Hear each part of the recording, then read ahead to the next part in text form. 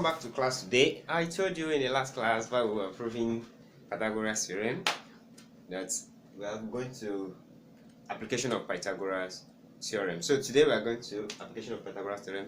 Let's not forget, if you are new here, subscribe to the channel so you can enjoy what we are doing in the community.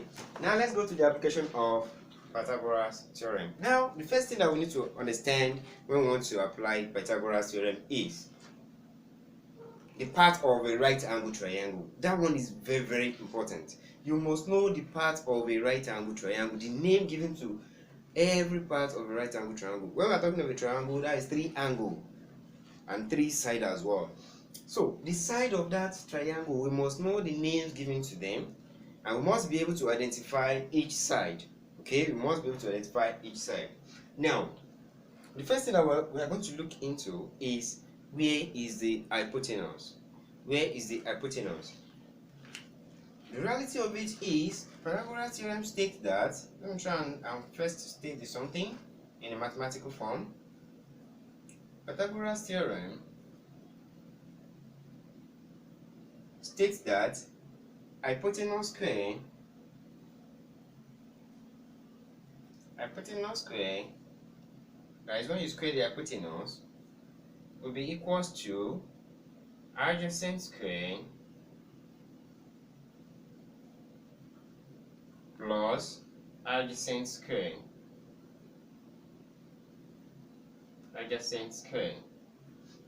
That is what Pythagoras theorem states. It states that hypotenuse square is equals to adjacent square plus adjacent square. Remember what we did in the proving of Pythagoras theorem that says c square is equals to a square plus b square. Do you remember this? So it's still the same thing. You prove you had the two adjacent sides together. The square of the two adjacent sides will equals to the square of the hypotenuse side. Do you get that? So if you want to apply the Pythagoras theorem, you must identify this hypotenuse. Where is hypotenuse? You can't just say you want to apply Pythagoras theorem and just look at one side and assume that that side is the hypotenuse, just put it there.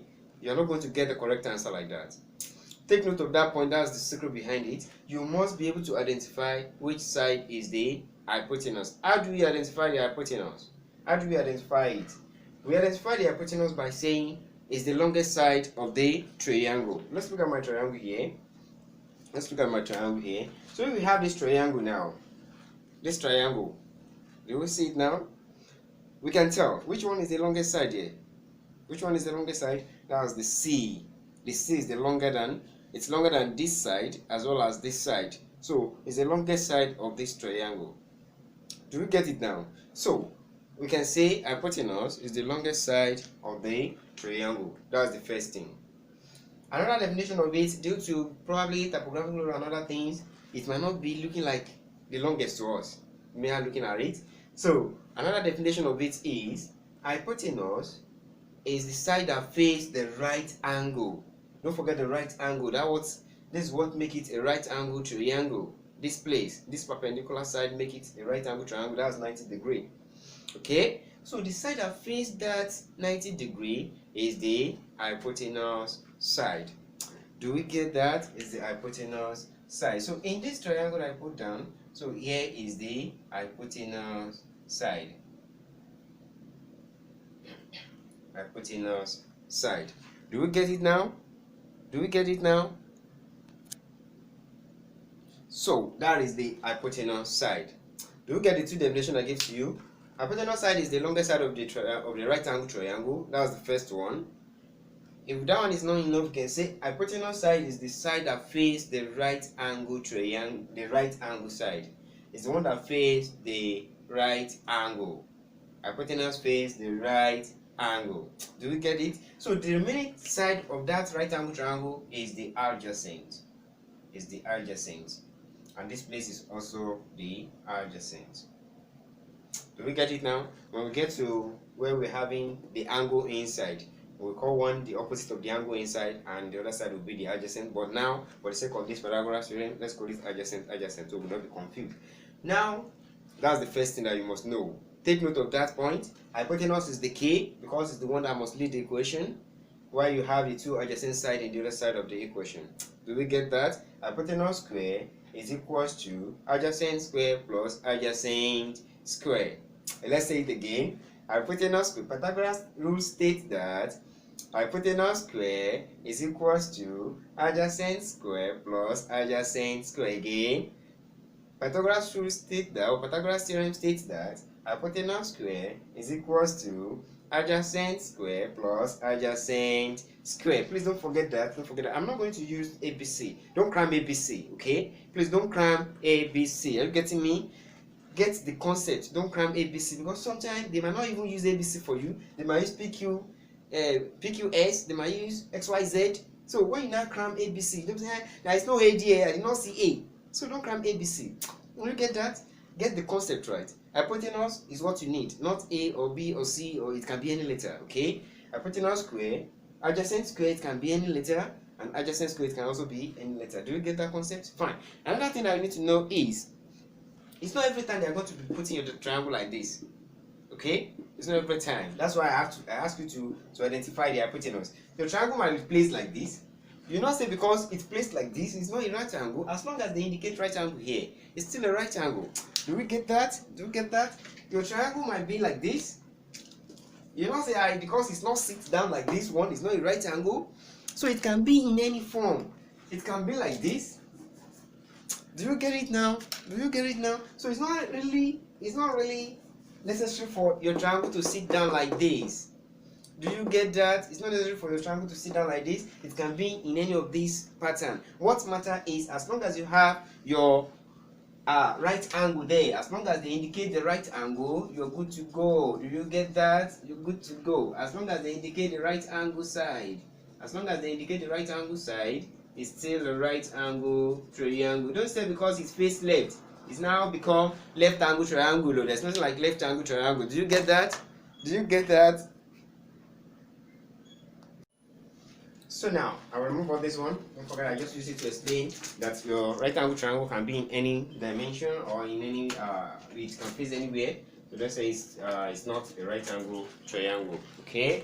Now let's go to the example now. Let's go to the example. Examples. Find the unknown side. Find the unknown side. Unknown sides in the following. That, find the unknown side. So let's draw a triangle. They want us to find the unknown side. Don't forget, before they can do anything, your triangle must be a right angle triangle. Okay, it must be a right angle triangle. And how do we know that? They will indicate it there. They will indicate that angle there, angle 90 degrees. So as long as they do that, don't have any issue. I'm trying to draw all the triangle down so we can work quickly on it. Work quickly, don't waste time. It's very simple to handle. As long as you don't forget the formula, you're not going to have any issue at all. Okay, you're going to have any issue. It's very simple to handle. Now let me try and shorten this one. It's too long. Okay, so I'll still leave it there like that, but I'll rewrite it in a simpler form. Hypotenuse square is equals to adjacent square dj. Instead of writing it in full, plus adjacent square. Do we see it now? Do we see it now? So let's shorten it like that so we can follow it up. Now let me complete the question. If we have 6 centimeters here, we have 8 centimeters here, we have our right angle triangle, and we have our x here. So this is the right angle triangle of this one, and we have something like 13 centimeters here. 13 centimeters. We have 5 centimeters here. We need to know this place. So we say it now. So if we just give you a right angle triangle, they will give you the two sides, and they will ask you to find the third side of that triangle. As long as you have that, you're going to use Pythagoras Theorem. So don't disturb yourself. As long as you have that, you use Pythagoras Theorem. Do you get that? So by Pythagoras Theorem, let's take that what? Hypotenuse square, as you have it here, equals to adjacent plus adjacent square. Now let's look at this number one. Where is our hypotenuse? Where is our hypotenuse? Nobody will be telling you that. You must be able to identify the hypotenuse. Is the key. Don't forget, it's the one that leads the equation here. Okay, it's the key. You must identify it always. So my hypotenuse here is what? Is it 6 centimeter? No. Is it 8 centimeter? No. Is it x centimeter? That's very good, because x is the one that faces the 90 degree. X is the one that faces 90 degrees. So here I'm having x squared is equals to 6 square, 6 centimeter square, and plus x square, like that. So we'll put the centimeter later. Do we get it now? Do we get it now? So let's go. X squared is equals to, what is 6 squared? 6 times 6, 36. That's very good. Plus 8 times 8, 64. That's very good. So let's add it together. X squared is equals to, when you add it, there is 0. You carry 1 to this place, that is 100. So you have it there like that, okay? But this one has a square on it. So which means we have to what? Take what? Take square root of both sides. Take square root of both sides. Don't forget that. Square root of both sides. Of both sides. So when we take the square root will give us what? Well, let me try and rewrite it. Take square root of both sides.